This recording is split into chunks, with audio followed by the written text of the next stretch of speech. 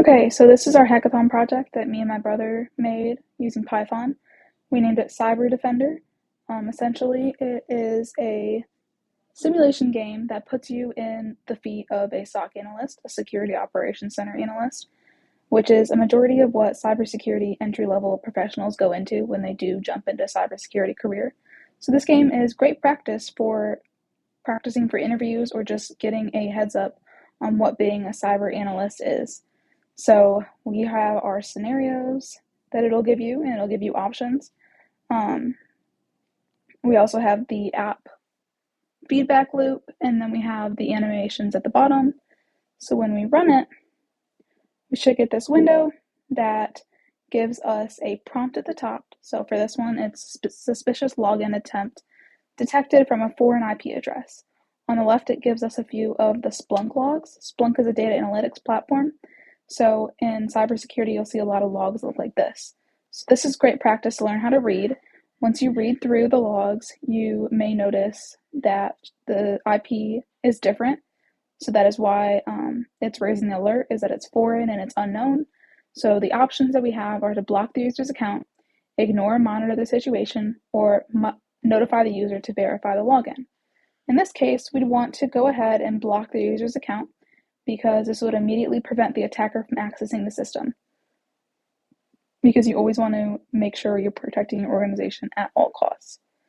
Then we should be able to hit next incident, get a new one, malware detected on an employee's computer. So on the logs, we see the malware alert was triggered on the device employee 1, and the antivirus scan is progressed, and then they find the malware that's detected, and it's saying the action is required. So now you're the SOC analyst, you're going through, your first step is either to disconnect the computer from the network, notify all employees and check their devices, or run a full antivirus scan. In this case, we want to disconnect the computer from the network because it prevents the malware from communicating with external servers and spreading to other devices. Another example is suspicious login attempt detected in Splunk logs. So again, we have the Splunk logs on the left. We have the status success, failed, failed, success, failed. And then we have multiple users. We have guests and admins.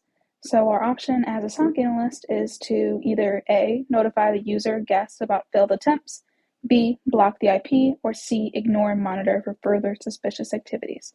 I'm going to get this one wrong on purpose so we can see what happens when you do get it wrong. So it says wrong and correct. While informing the user is important, blocking the IP prevents further attacks. And then on the bottom, it gives us the correct answer. So like we learned from before, you do want to make sure you are taking the biggest step to make sure your organization stays safe. So in this case, it would be blocking the IP. Correct.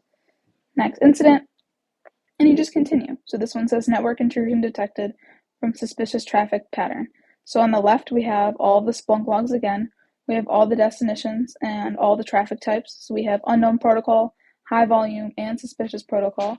We have our source IPs and the date and time that they've occurred, which is what you'll see in all Splunk logs.